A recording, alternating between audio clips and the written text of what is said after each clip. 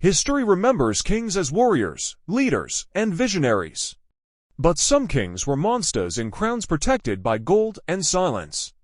This is the haunting tale of a powerful ruler, King Charles IX of France, and a little girl named Marie, a girl he wanted not just to control, but to marry. Prepare yourself.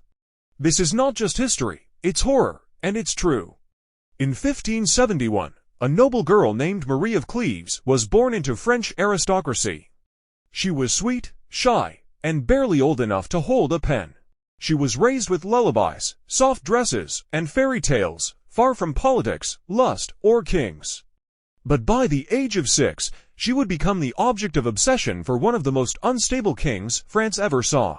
King Charles IX ruled during a time of religious war and bloodshed. He was the mastermind behind the St. Bartholomew's Day massacre, where over 10,000 Protestants were slaughtered. His mind was twisted. He saw ghosts. He heard screams. He believed God had cursed him. And as his sickness worsened, he developed a terrifying desire, a need to own innocence. His eyes turned toward little Marie, barely out of her nursery. Charles didn't see a child, he saw a prize. A symbol of purity he could corrupt and control.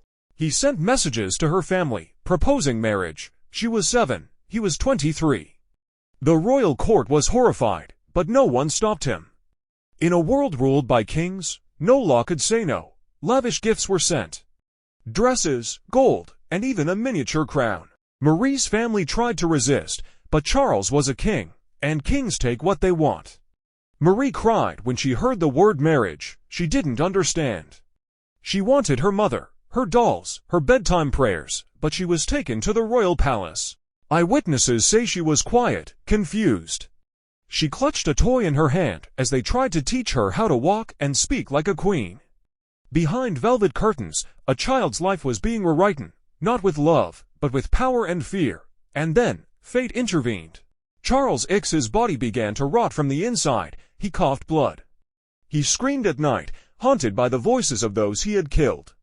Before the wedding could take place, the king died at age 23. Covered in sores, madness, and regret, Marie was quietly sent away. History buried the story. No one was punished. No one spoke. Because the king had died, and silence is safer than truth. Marie would grow up and be married off at age 14, like many girls of her time. But that moment in history, when a dying king tried to marry a child, should never be forgotten. Because this wasn't just one king. This was a system that protected predators. That silenced little girls and crowned monsters. Marie of Cleves was 7 years old. Her silence lasted forever, but today, we break it.